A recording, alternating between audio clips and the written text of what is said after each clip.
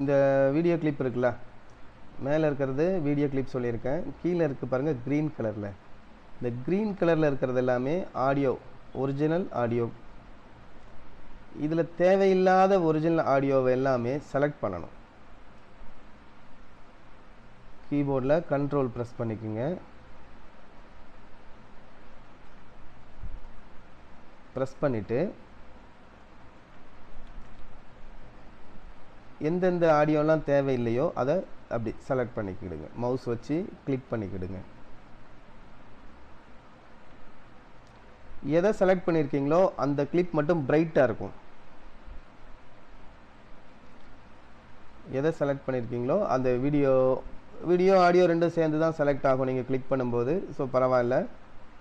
அதாவது எந்தெந்த வீடியோவுக்கு உண்டான ஆடியோ ஒரிஜினல் ஆடியோ தேவையில்லையோ அந்தந்த வீடியோ கிளிப்பிங்கை செலக்ட் பண்ணுங்கள். கண்ட்ரோல் பிடிச்சிட்டு செலக்ட் பண்ணுங்கள். ஜஸ்ட் ஆடியோவுக்கு ஃபஸ்ட் லெட்டர் என்னது? ஏ. ஃபஸ்ட் லெட்டர் ஆடியோ ஏ. ஆல்ட்டு பிடிச்சிக்குங்க. அடுத்து ஏ ப்ரெஸ் பண்ணுங்கள்.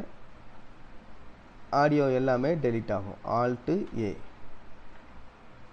போயிடுச்சா? மறுபடியும் பண்ணி காட்டுறேன். வேண்டாத ஆடியோவெல்லாம் செலக்ட் பண்ணிக்கோங்க. ஆல்ட்டு ஏ. ஆல்ட்டு ஏ ப்ரெஸ் பண்ணால் அந்த ஆடியோவோட ஃபஸ்ட் லெட்டர் ஏ, அதை ஞாபகம் வச்சுக்கோங்க. ஆடியோ டெலீட்டுக்கு ஆல்ட்டு ஏ.